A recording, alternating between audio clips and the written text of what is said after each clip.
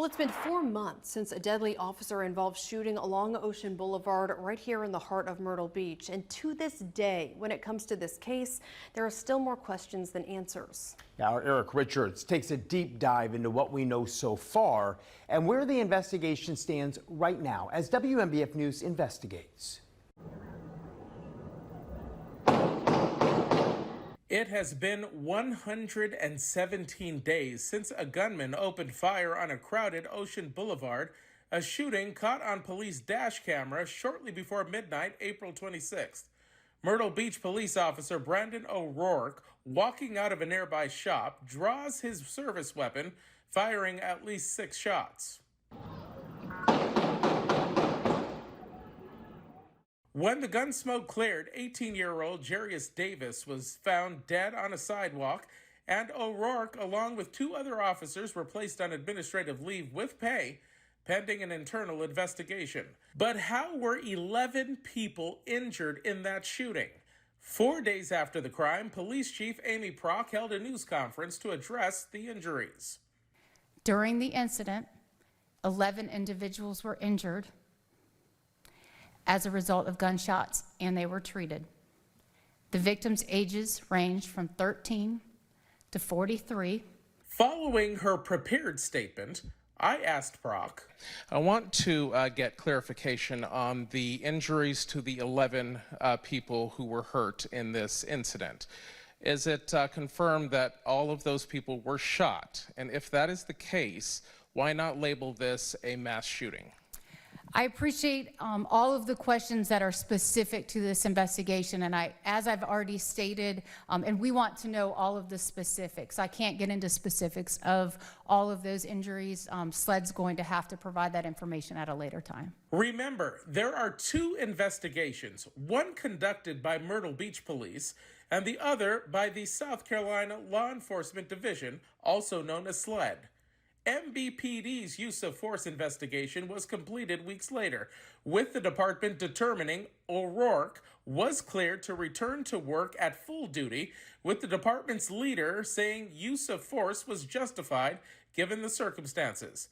117 days later, what is the status of the SLED investigation?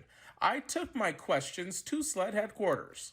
I reached out to SLED for an update on the status of the investigation and was told that the investigation is ongoing and there is no ETA on when it would be completed.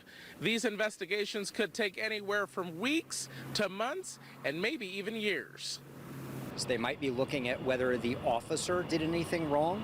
They might be looking at whether any other individuals did anything wrong. They might be looking at events that precipitated the actual shooting, especially with events that may have happened outside of Myrtle Beach. Seth Stoughton, a professor at USC's law school and former police officer, says with the size of the crime scene and the number of people who were inside of it, there could be a lot of folks to interview and a lot of evidence to process, which could all be contributing factors to the extended timeline of the investigation.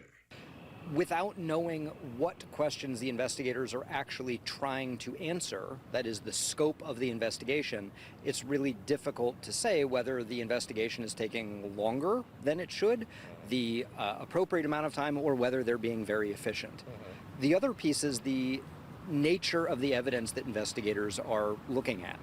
With an investigation like this, you have multiple individuals who were injured.